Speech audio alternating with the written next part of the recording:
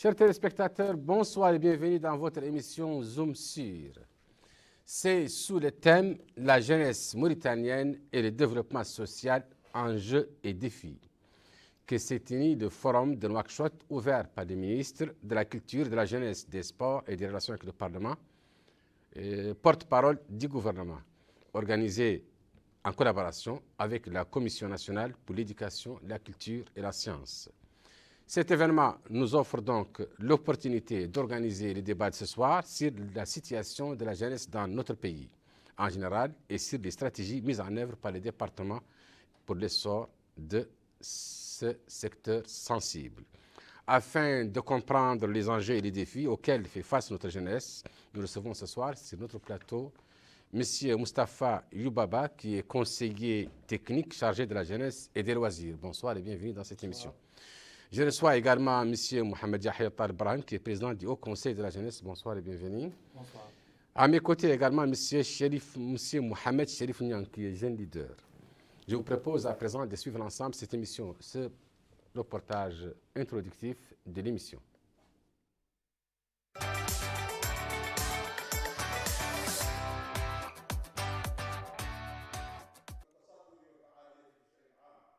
Au total, 300 jeunes participent à ces assises, dont 108 venus des vilayas de l'intérieur, des représentants des centres de décision, des départements ministériels, des institutions constitutionnelles et des organisations de la société civile.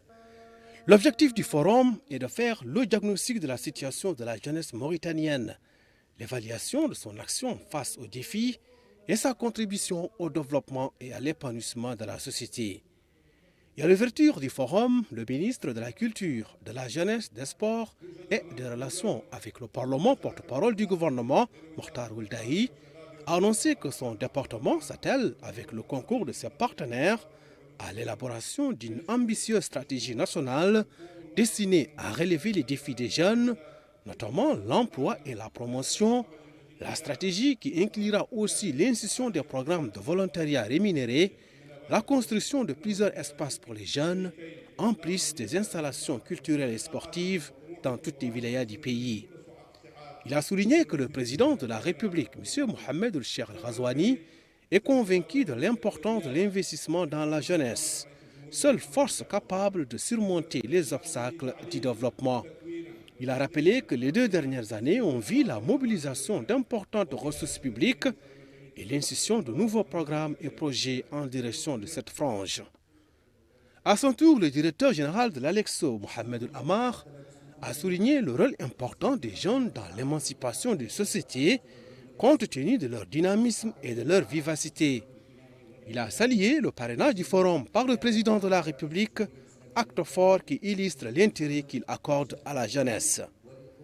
Autre allocution, c'est celle faite par la directrice du bureau régional de l'UNESCO à Rabat, Mme Sana Alem, qui a indiqué que la jeunesse a largement bénéficié des programmes de son organisation dans le but de garantir leur participation à tout ce qui est de nature à renforcer la paix et la sécurité. Le directeur général de l'Institut international pour la paix, Neji El Vouraïji, a appelé à la complémentarité régionale à travers la culture et la jeunesse. De son côté, le maire de la commune de Tafrazaïna, Taleb Ould-Mahajoub, a mis en exergue dans son intervention le leadership des jeunes et leur contribution active au développement du pays. Durant les 2 jours de travaux, le forum de Nouakchott se penchera sur toutes les questions ayant trait aux besoins des jeunes, à l'exploitation de leurs capacités, l'impulsion de leurs potentialités innovatrices et la satisfaction de leurs légitimes ambitions.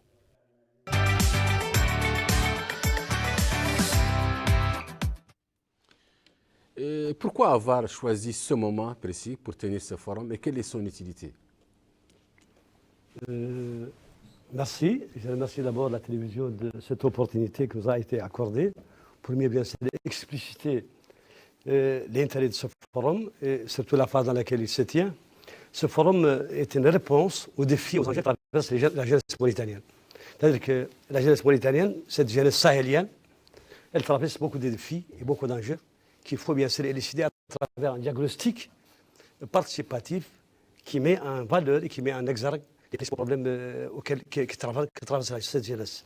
D'abord, le problème d'emploi, le problème de sécurité, le problème de l'extrémisme violent, le problème des crimes organisés transfrontaliers qui sévit au niveau de la zone sahélienne et surtout le problème de l'immigration clandestine.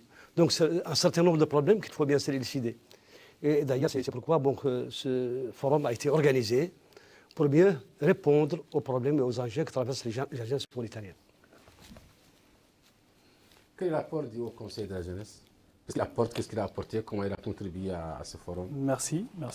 Tout d'abord, je tiens à vous remercier, M. Fall, et à travers vous, remercier la chaîne Al-Mauritania pour cette occasion de s'adresser aux jeunes Mauritaniens sur cette thématique qui est très importante et sur aussi les thématiques qui ont été traitées dans le cadre de ce forum.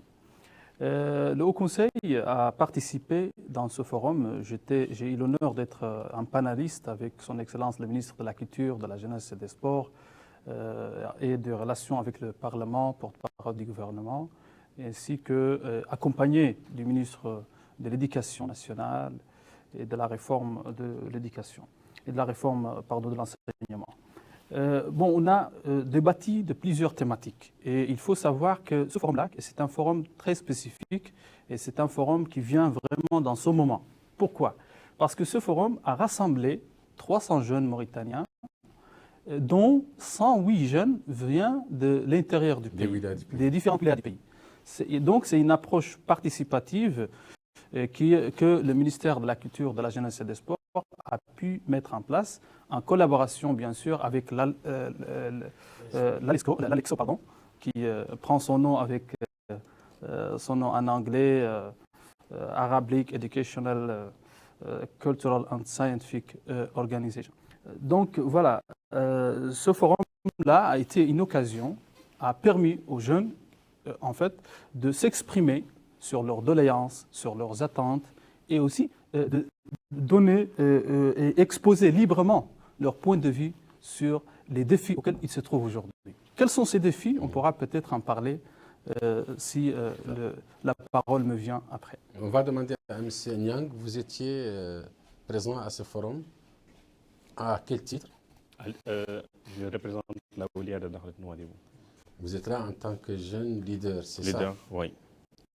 Est-ce que vous étiez satisfait de la tenue de ce forum? Tout d'abord, bonsoir à toutes et à tous. C'est un plaisir d'être parmi vous sur la chaîne. Je vous remercie, je remercie la télévision. Donc, pour moi, le forum a été une occasion très exceptionnelle pour que les jeunes et leaders, que ce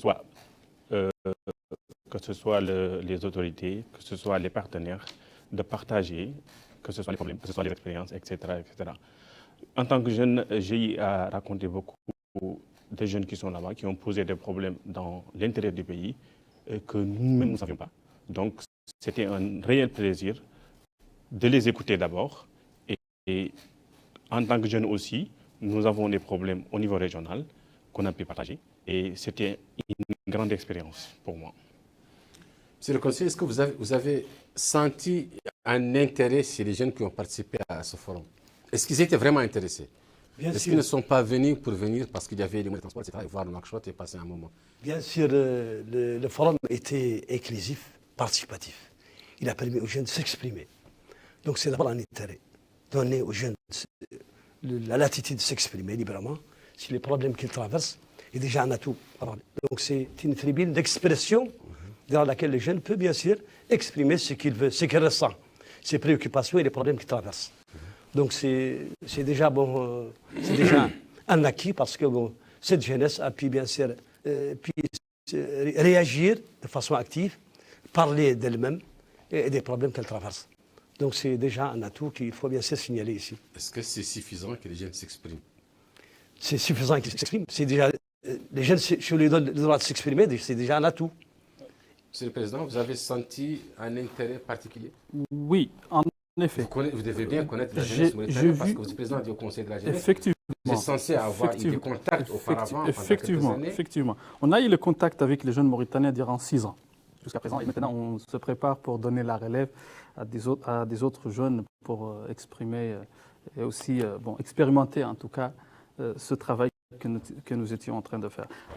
Alors, je reviens sur l'intérêt que portent les jeunes à ce genre de rencontres. Ce genre de rencontres, c'est un lieu d'échange d'expériences sur les bonnes pratiques, sur les actions qui sont faites pour les jeunes. Par exemple, il y avait une thématique, quels sont les efforts, ça c'est le panel que j'ai eu le plaisir à animer, c'était sur les efforts que les autorités en place ont mis en place pour favoriser ou pour promouvoir la jeunesse en Mauritanie.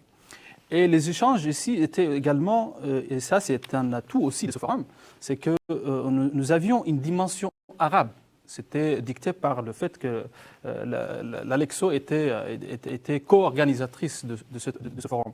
Il y a eu donc la participation de plusieurs experts qui viennent du monde arabe, qui ont également exposé leurs expériences et partagé leurs expériences en matière de traitement de la problématique de la jeunesse, etc. En Mauritanie, si vous voulez, les jeunes Mauritaniens ont parlé franchement, de façon très franche, et ont mené un débat très constructif, à mon sens, sur les défis auxquels ils sont confrontés. Alors, je peux parler par exemple du défi majeur qui demeure la problématique numéro 1 de toutes les politiques et de toutes les stratégies menées par le gouvernement, à savoir le chômage. Donc, nous savons que la Mauritanie, c'est un pays majoritairement jeune. Je donne des chiffres. Le PCV, la dernière enquête, en tout cas, permanente sur les conditions de vie et de ménage, a démontré que les jeunes Mauritaniens, et que nous avons en Mauritanie 57,1% qui sont âgés de moins de 20 ans. Ça veut dire que nous avons un dividende démographique qu'il faut capter. Capter ce dividende démographique représente à la fois un indicateur de développement, mais aussi représente un bouclier pour nos jeunes contre les tentations radicales.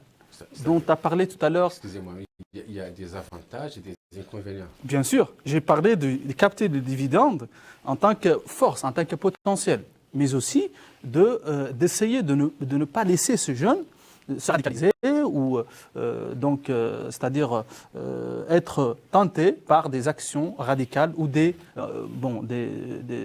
comportements déviants, en quelque sorte.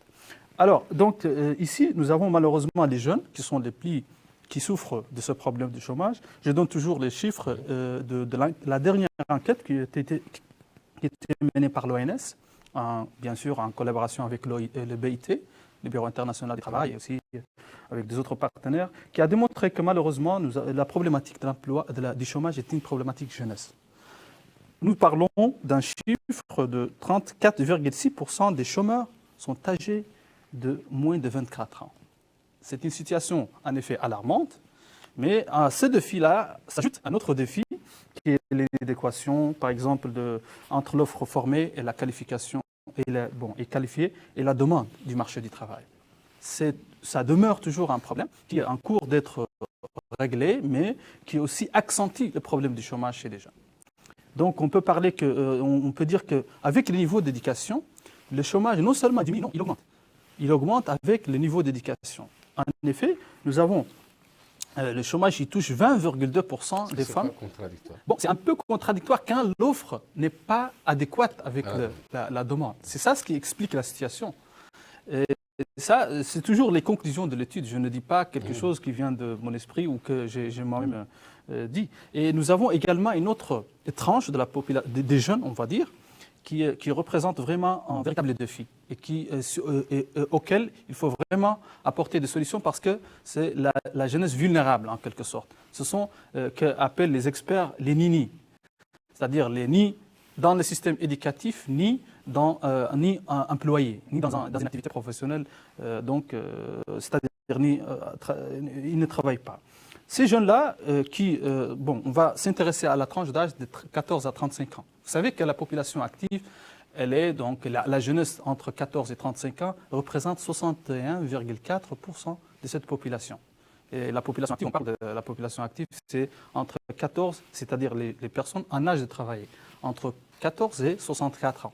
Donc les jeunes qui sont moins de 35 ans représentent 64,1%.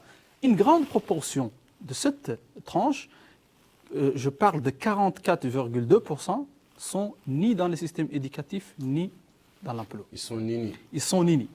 Donc, il faut absolument apporter des solutions. et apporter des actions concrètes pour ces jeunes-là. Parmi ces actions-là, donc, ce sont les efforts qui ont été faits par le gouvernement mauritanien et qui couvrent une grande partie de ces jeunes-là, mais il reste encore des choses à faire. Je peux citer par exemple, il y a plusieurs mesures qui ont été faites. Il y a les stratégies. On va garder les efforts pour le prochain tour de table. Parce qu'on va demander aux jeunes qui étaient participants. Il n'y a pas de problème. Oui. Est-ce que vous avez senti un intérêt chez les gens à qui vous vous êtes adressés? Bon, comme l'a dit monsieur le conseiller tout à l'heure, avoir le débat, c'est déjà quelque chose. D'accord. Mis à part ça? Mis à part ça, c'est de, comme je l'ai dit tantôt dans mes interventions, c'est avoir un dialogue intergénérationnel. C'est quelque chose que beaucoup de gens ne prêtent pas attention.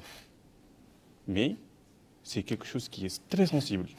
Parce que non seulement si c'est dans le forum, mais dans les communes, dans d'autres choses, les jeunes n'arrivent pas à avoir un point d'attente avec les autorités. Pourquoi? Parce qu'il n'y a pas de dialogue. L'absence du dialogue, c'est là où vient le danger. Donc, dans le forum, les jeunes, je peux dire qu'ils avaient soif de faire sortir ce qu'ils ont en eux. Du coup, c'était une occasion de dire ce qui ne va pas, de dire leurs besoins, etc., etc. Donc, pour un peu en conclure, je peux dire que il ne suffit pas de débattre, non, car le débat reste quelque chose, je peux dire qui ne donne pas quelque chose de grand. Par contre, quand on aboutit à des solutions à travers un débat, on crée un programme qui vise, je ne dirais pas à résoudre les problèmes, non, mais à améliorer la situation des jeunes. C'est ça qui est tout à fait acceptable.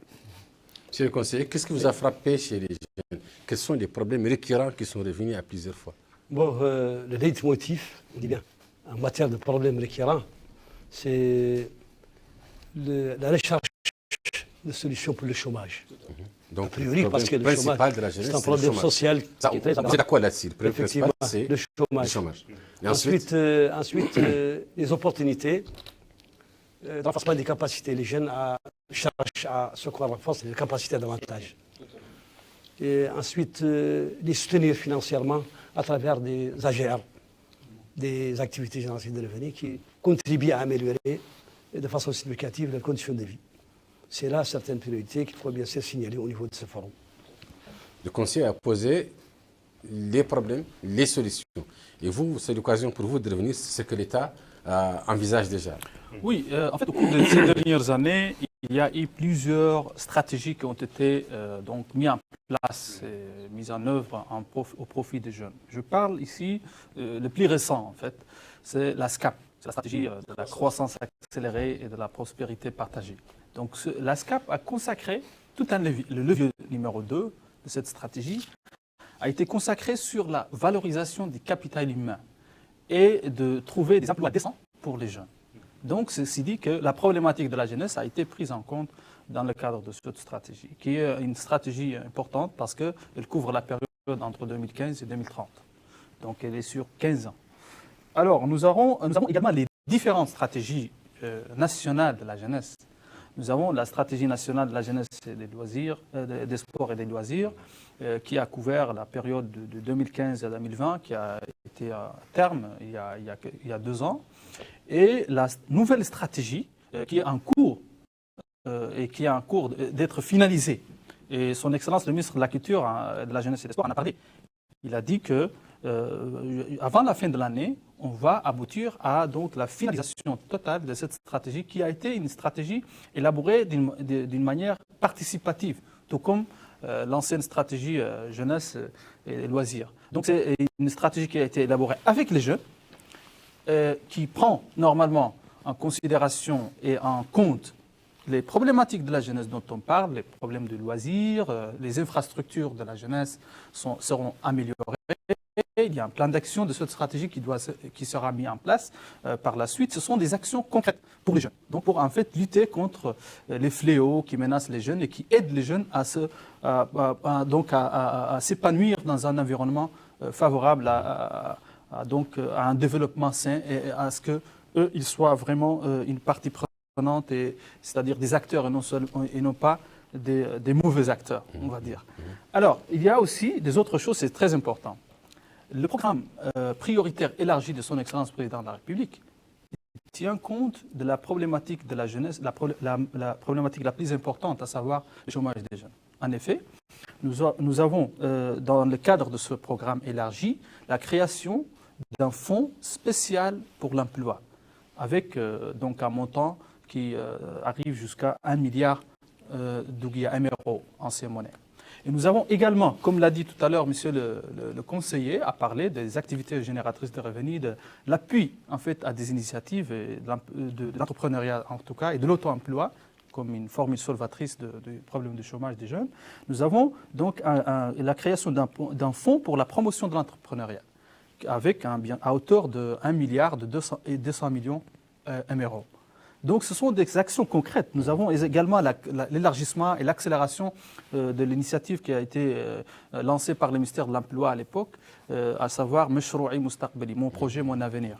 Et qui a déjà fait bénéficier de 500 jeunes, mais qui va faire bénéficier dans sa deuxième phase de 500 autres jeunes qui seront choisis et qui vont bénéficier d'un accompagnement important dans le cadre de cette deuxième phase. Il y a également ce qu'on appelle l'appui à l'opérationnalisation du programme Mohineti, qui vise à donner une garantie aux jeunes, auprès des jeunes apprentis qui se lancent dans la vie active et qui font partie de la tranche dont j'ai parlé tout à l'heure, les Nini.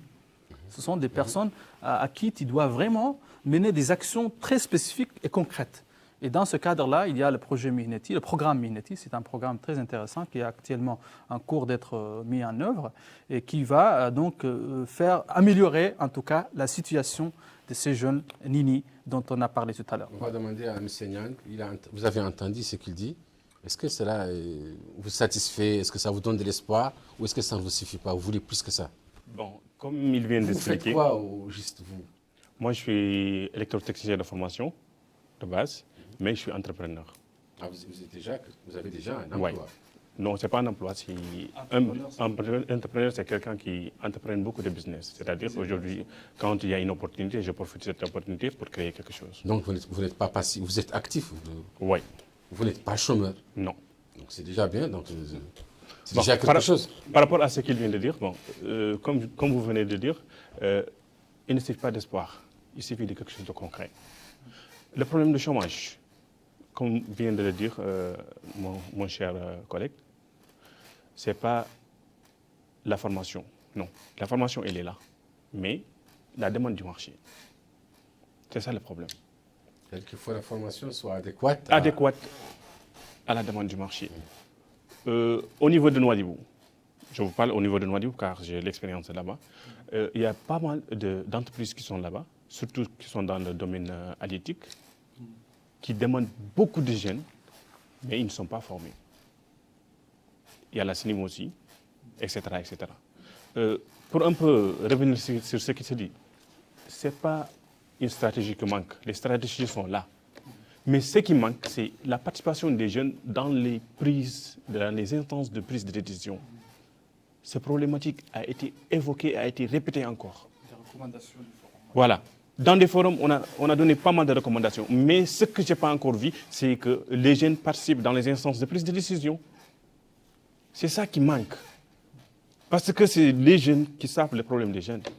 Ce n'est pas un vieux qui a fait passer tout son temps, qui vient, il se met là, il dit que voilà, je représente la jeunesse. Non. On a dit non à cette représentation. On veut que les jeunes soient mis dans la place des jeunes. Que ce soit au niveau de la politique, que ce soit au niveau de la mairie, etc. etc. Donc c'est ce que nous avons senti. Parce que ce n'est pas le premier forum. Ce forum n'est pas le premier forum et ne sera pas le dernier forum. Il y aura d'autres forums, etc., etc. Mais je veux qu'une fois que l'État fait participer les jeunes dans les instances de prise de décision, ces jeunes-là aussi, que ce soit des jeunes illis, pas des jeunes, on prend, on met, choisit, etc., par appui ou par quelque chose comme ça. Non. Il y a au niveau régional des jeunes qui travaillent. Au niveau local aussi, c'est la même chose. Ces jeunes doivent être, comme dirais-je, on fait un vote et les gens votent pour certains critères que ces jeunes n'ont. Il y a des jeunes leaders qui sont là, qui font pas mal de choses dans la société civile. Donc ces jeunes-là doivent être mis dans des places de prise de décision au niveau de la politique, au niveau de l'État. Je crois que M. Nyang a posé un problème qui vous est adressé à vous, vous en tant que conseiller, et vous aussi en tant que président du Haut Conseil de la jeunesse. Qu'est-ce que vous allez répondre à ces jeunes qui veulent que la jeunesse soit représentée? Il vient de répondre à lui-même. D'ailleurs, il recommande le dialogue intergénérationnel, qui est l'une des solutions incontournables pour que les solutions parviennent à elles-mêmes et s'adapter aux jeunes. Donc, mener un dialogue intergénérationnel, d'ailleurs, c'est l'esprit de ce forum qui vient d'être réalisé, le 6 et le 7, et qui a été parrainé par son Excellence président de la République, M. Mohamed Ould Ghazouani, dans le cadre de ce qu'on appelle l'opérationnalisation du développement de la Mauritanie, de façon holistique. Donc on cherche à ce que les jeunes s'inspirent de lui-même, prennent effet, parce que les jeunes manquent d'expérience, des regards des zones de force, mais qu'il y ait une certaine collaboration, une certaine complémentarité entre jeunes et vieux, pour que bien sûr les solutions parviennent à sortir d'elles-mêmes. Je pense que le mieux de faire, c'est de renforcer le dialogue intergénérationnel pour qu'il y ait bien sûr. Et d'ailleurs, on a pris en compte cette dimension au niveau de la stratégie jeunesse 2021-2024. Donc, promouvoir le dialogue intergénérationnel. D'ailleurs, on a mis plusieurs stratégies, mais le dialogue intergénérationnel reste fondamental et incontournable au niveau bien sûr de cette solution. On va demander au président. Moi, je crois que... Vous avez entendu les doléances? Oui, j'ai bien entendu, parce que j'ai l'habitude de bien entendre et d'écouter ce que disent les jeunes. Et je crois qu'aujourd'hui, je peux dire que j'ai le porte-parole des jeunes, ils ne veulent plus qu'on les écoute seulement, ils veulent du concret. Oui, bien sûr, évidemment. Et je viens en concret, mais j'ai dit quelque chose, j'ai une remarque à dire. Bon, j'ai cité tout à l'heure plusieurs actions. Je crois que le rôle des jeunes dans l'accompagnement de ces actions demeure une condition sine qua non pour assurer leur insertion socio-économique. C'est très important que les jeunes, si on met des actions en leur faveur, qu'ils puissent les accompagner. Les accompagner comme par exemple dans le cadre de la mise en place d'une stratégie. La conception, la phase de conception, c'est la phase où on consulte les jeunes. Il faut que les jeunes maintenant expriment leurs doléances. Je crois que ça a été fait non seulement dans le cadre de ce forum, mais aussi dans l'approche participative par laquelle le ministère a donc œuvré pour mettre en place la stratégie. Nous, on était consultés, on a fait notre contribution dans le cadre de cette stratégie en tant qu'instance représentative de la jeunesse. Je reviens sur les recommandations. Il est très important, comme l'a dit, et je l'appuie, je partage tout à fait votre avis, sur l'importance de l'insertion de la jeunesse dans les instances de suivi et d'évaluation. Non seulement prise de décision, c'est plus global. Donc nous avons par exemple le Haut Conseil qui représente une instance de représentativité des jeunes. Nous avons également les jeunes qui ont été nommés dans plusieurs on va dire postes de responsabilité. Tout ça, c'est de l'implication des jeunes dans la prise de décision. Mais je reviens sur quelque chose de très spécifique par rapport aux stratégies et des actions. J'ai dit que dans les dispositifs de pilotage et de mise en œuvre des stratégies, il faut que les jeunes soient représentés dans ces dispositifs. C'est très important. Et donc, c'est quelque chose sur laquelle nous, on a beaucoup insisté. Ça a été pris en compte dans le cadre de la stratégie. J'espère que plus tard, même les jeunes de la société civile seront représentés dans le cadre de la mise en œuvre, des dispositifs de mise en œuvre et de suivi des stratégies. Ça, c'est important. Pourquoi ? Parce qu'à chaque fois, quand on mène une action, on va dire, voilà, cette action-là manque de telle chose, et il y a telle chose que vous avez oubliée, telle chose que vous avez omis, etc. Et aussi, on va pouvoir suivre l'évolution de l'exécution. On va dire que, par exemple, après 2 ans, on a fait 20% de ce qui a été convenu il y a 2 ans, etc. Donc ça, c'est très important, et c'est vraiment là où il faut revenir. Je reviens sur autre chose, je rajoute juste une autre recommandation. C'est que nous, on a recommandé à ce que les jeunes, aujourd'hui, non seulement dans la participation dans le processus de développement, mais aussi dans la participation politique, on va dire, et de la prise de décision autrement.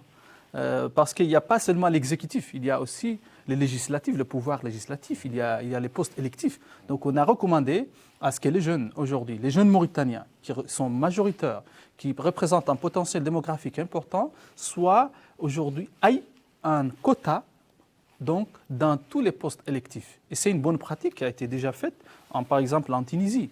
Nous avons 30%, en Tunisie, un quota de 30% qui a été promulguée, même dans la loi, je crois, dans la loi organique, la loi électorale chez eux. Donc la Mauritanie doit s'inspirer de ce type de bonnes pratiques et le faire. D'ailleurs, on l'a déjà fait pour les femmes. Pourquoi ne pas le faire pour les jeunes?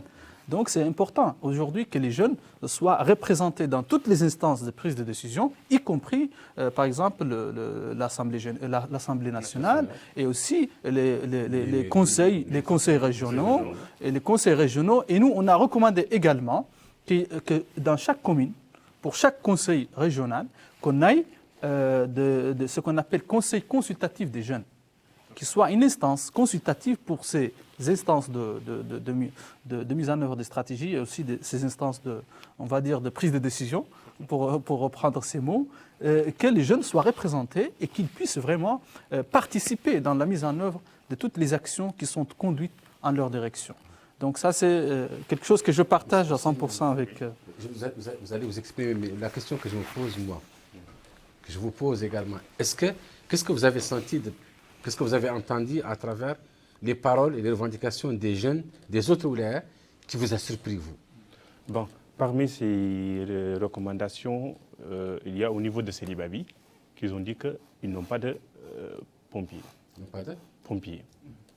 Donc, parce qu'il y a un jeune qui s'est exprimé, il a dit qu'il y avait un incendie, alors que l'incendie est devenu grave, jusqu'à ce que c'est la population qui est intervenue, alors que Célibabi, il doit avoir un pompier, surtout.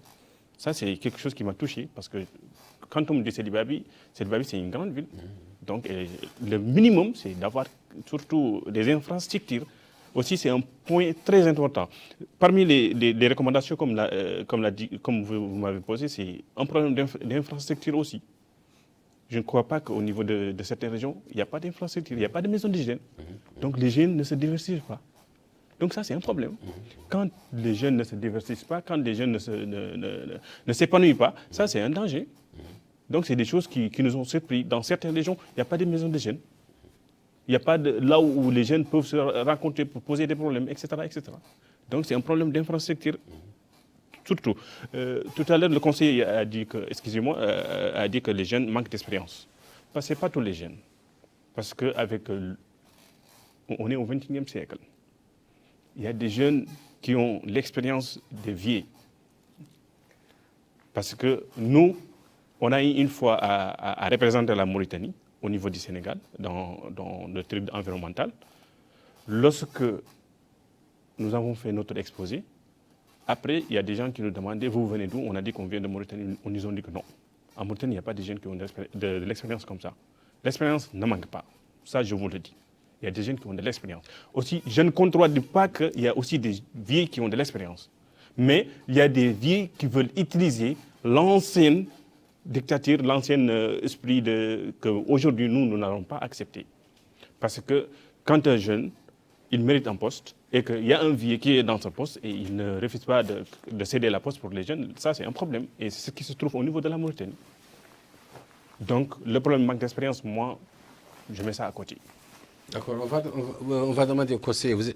Je rappelle que vous êtes conseiller technique chargé de la jeunesse et des loisirs. M. Nyang a posé le problème des infrastructures, des loisirs. Les cinémas, les salles de cinéma, les salles de théâtre, les infrastructures. Nous remarquons réellement, je suis avec lui, parce que là, il y a un vrai problème d'infrastructure. Qu'est-ce que le département est en train de faire? Je confirme que le divertissement et l'enrichissement sont fondamentaux pour bien sûr développer la jeunesse. J'estime que la maison des jeunes, qui est un espace fonctionnel, qui est destiné à l'apprentissage personnel, n'est pas tellement équipée en matériel de loisirs et de divertissement. Mais la stratégie 2021-2024 prend en compte cette dimension. Nous travaillons pour l'accessibilité des loisirs, du divertissement au profit des jeunes. Et d'ailleurs, nous avons pu collecter des ressources financières très importantes pour la construction d'infrastructures et pour bien sûr l'acquisition des divertissements et d'enrichissement au niveau des maisons de jeunes, qui représentent encore et pour toujours le seul moment, la seule opportunité pour les jeunes de se divertir et de s'enrichir. Je pense que c'est pris en compte, ce constat est pris en compte. Monsieur le Président, vous avez entendu les réclamations. Vous êtes là, vous êtes président du Haut Conseil depuis 6 ans, c'est ça? Oui, tout à fait. Ce problème est posé. Est-ce que vous l'avez déjà posé? Bien sûr que oui, évidemment. Qu'est-ce qui a été fait? Bon, C'est écoutez, le blocage. il y a en fait, et pour les grands problèmes structurels, donc ça nécessite du temps. Je sais qu'il y a des Faut efforts. combien de temps pour équiper une maison de jeunes? Non, ça. Faut combien de je peux temps pas. pour un cinéma ou un théâtre ou des trucs de loisirs? Ça, c'est pas de ce dont je parle. Non, c'est-à-dire que vous posez ces problèmes. Écoutez, nous, on Vous avez pose les posé ces problèmes. Il ne faut pas oublier que nous, on est. Je ne veux pas jeter la responsabilité, mais je dis que nous, on est une instance consultative. Il ne faut pas l'oublier. Donc, instance consultative, son rôle, c'est d'apporter la voix des jeunes et ce qu'ils veulent. Et je crois que nous, on a déjà communiqué beaucoup de documents au niveau du ministère qui a pris ça en considération, je crois, dans le cadre de la nouvelle stratégie qui est en cours de finalisation. Le conseiller a déjà répondu à la question. Il y a des programmes de rénovation et d'équipement de tous les espaces, pour ne pas dire seulement les maisons de jeunes. Maintenant, une nouvelle appellation, il s'appelle espace des jeunes. Donc pour les espaces de jeunes qui seront équipés non seulement des équipements nécessaires pour mener des activités comme il y avait des coutumes, mais des espaces en fait qui seront là pour favoriser l'épanouissement de la jeunesse.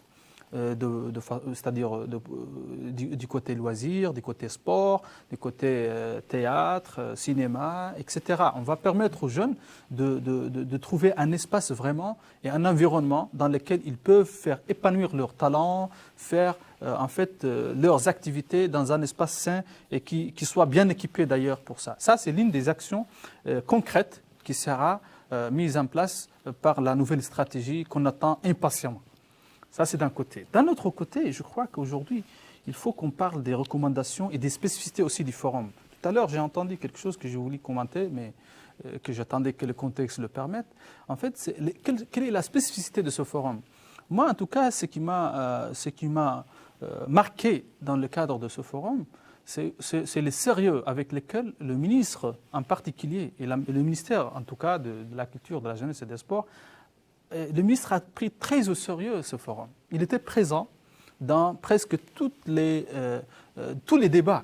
Il a assisté à tous les débats dans le cadre de ce forum. Et enfin, il a organisé toute une soirée pour prendre en considération toutes les doléances et les attentes des jeunes qui viennent s'exprimer des différentes wilayas, comme je l'ai dit au début de cette émission.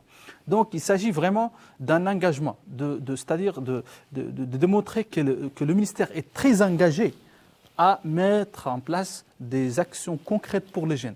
Et elle ne veut pas le mettre comme on le fait d'habitude, jadis, c'est-à-dire avec des experts qui se mettent dans des bureaux et puis ils écrivent des actions, etc., qui sont pas très adaptées au contexte réel. Mais cette fois-ci, c'est après une discussion avec les jeunes, après que les jeunes ont déjà exprimé leurs vraies doléances, leur réalité dans leur région et localité respectives, et du coup, ça va être beaucoup plus adapté c'est-à-dire aux besoins des jeunes. Donc ça, c'est quelque chose de très important. Et je note que nous, on n'était pas avare de recommandations.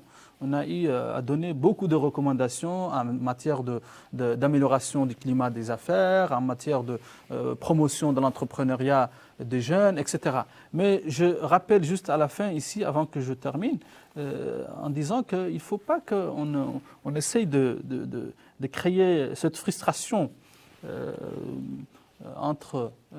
intergénérationnelle.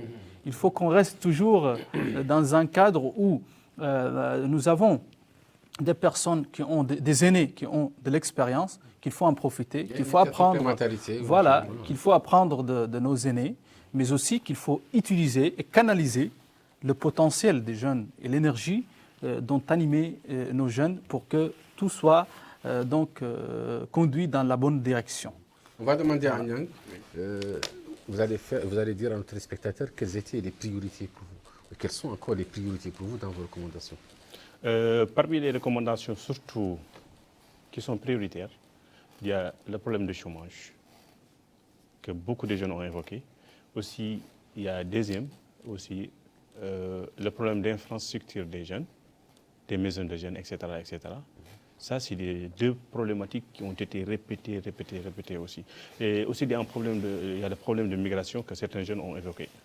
Parce que certains jeunes, bon, surtout ce qu'on a constaté, préfèrent aller ailleurs que d'être ici parce qu'ils en ont marre de cette vie qui ne mène à rien du tout.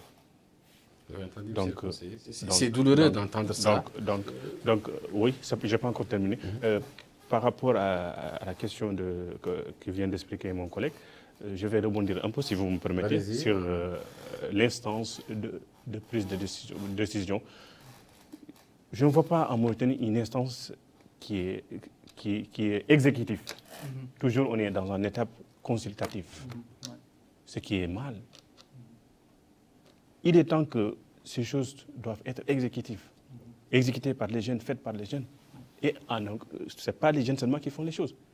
Nos aînés, ils sont là, on les respecte. Mais avec les expériences qu'ils ont, ils peuvent nous accompagner. Mais le monde d'aujourd'hui, c'est un monde, surtout comme je viens de vous expliquer, c'est le monde de la technologie. Donc les jeunes utilisent la technologie plus que les vieux. Donc on n'exclut pas, non, je n'exclus pas. Je n'exclus pas les expériences, ils ont de l'expérience, etc. Mais on est dans un monde que, même si on veut savoir ce qui s'est passé dans le passé, on peut aller dans l'internet, on tape, on sait ce qui s'est passé, d'attendre, ce qui s'est passé. Et aussi, comme je viens de l'expliquer, il n'y a pas ce que vous venez de dire, non. Les fractures entre non, il n'y a pas. Ouais. Les jeunes, toujours, il y a des jeunes qui sont respectés, qui restent toujours, qui suivent, qui ne sont pas extrémistes, etc. Il y a d'autres aussi qui sont, dans toute génération, il y a des gens positifs, il y a des gens négatifs. Donc, il ne faut pas prendre, surtout sur les jeunes, dire que tous les jeunes sont négatifs. Non. C'est comme dans d'autres parts aussi, c'est la même chose. Donc c'était ça, je veux un peu, revenir sur ça. Monsieur le conseiller, parce qu'il ne nous laisse pas beaucoup de temps, vous avez entendu la prioritisation des priorités des jeunes, c'est-à-dire le chômage, des infrastructures, la lutte contre la migration, etc. Qu'est-ce que vous proposez? Quand est-ce qu'on peut avoir quelque chose de concret?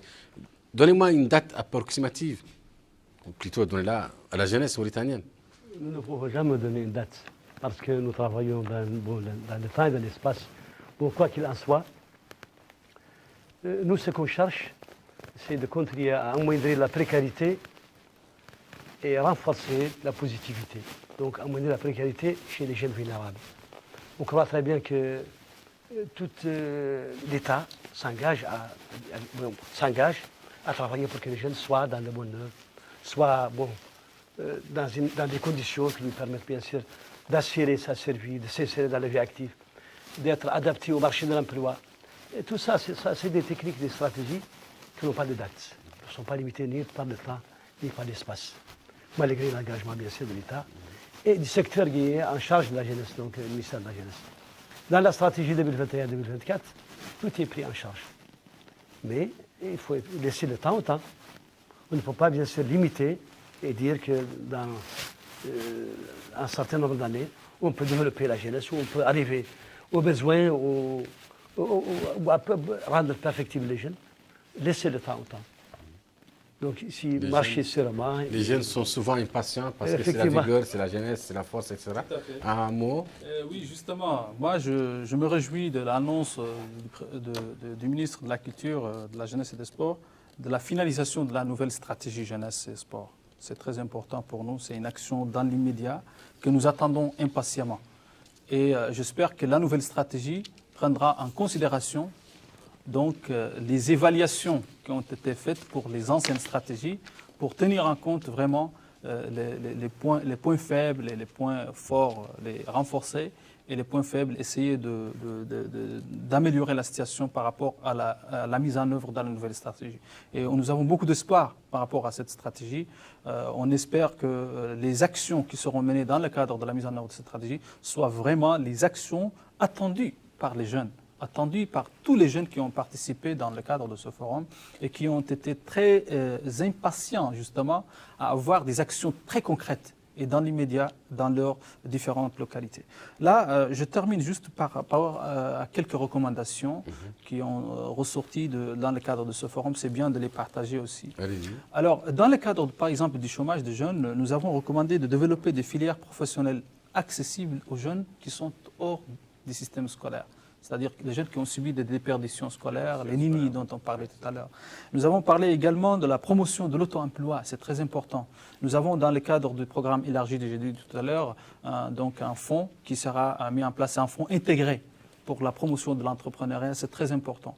Mais nous voulons que ça puisse vraiment être élargi jusqu'à ce que ça puisse couvrir un grand besoin que nous avons ressenti dans le cadre de nos actions au niveau de l'intérieur du pays et à Nouakchott également. Et surtout de capter surtout le potentiel des jeunes en matière donc des nouvelles technologies, les jeunes qui veulent s'investir dans des activités, dans l'éthique, pour résumer, pour ne pas trop rentrer dans les détails, je sais qu'on n'a pas le temps. Et aussi de s'inspirer des initiatives et programmes qui ont été menés dans les pays voisins pour donc plus d'efficacité et d'impact sur les jeunes. Et c'est très important d'avoir ce forum parce que c'était un lieu et une plateforme d'échange qui a permis justement de partager beaucoup de bonnes pratiques qui sont très intéressantes pour nous en Mauritanie.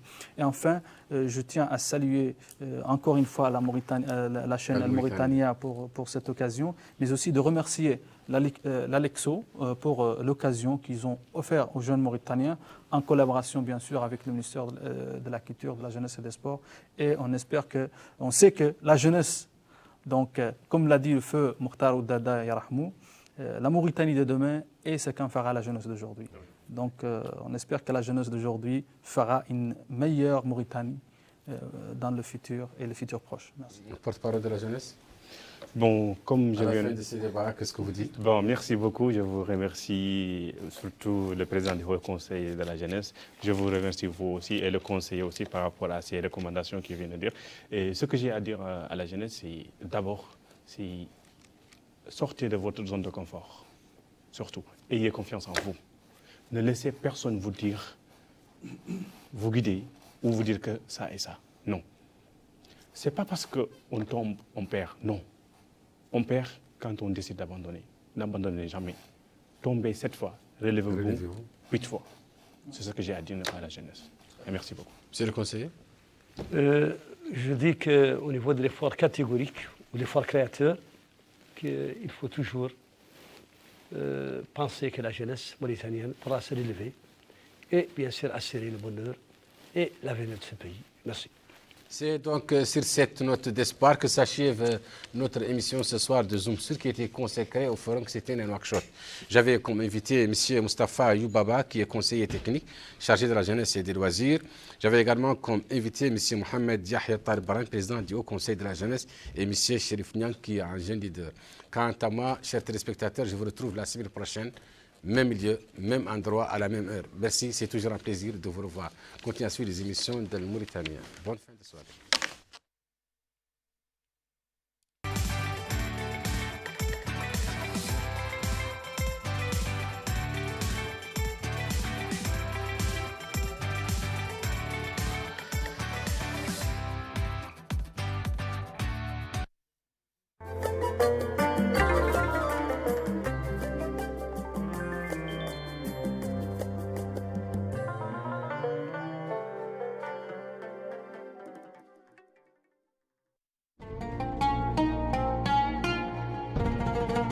هذا البرنامج برعاية البنك الشعبي الموريتاني، بنك إسلامي 100% بكل اطمئنان.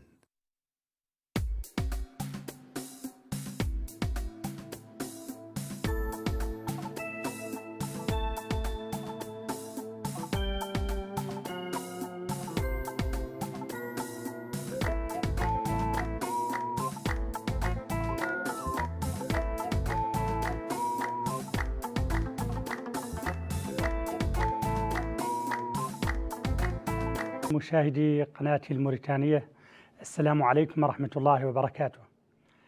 يسعدني أن أرحب بكم في هذه الحلقة المباركة من برنامجكم الأسبوعي معاملات.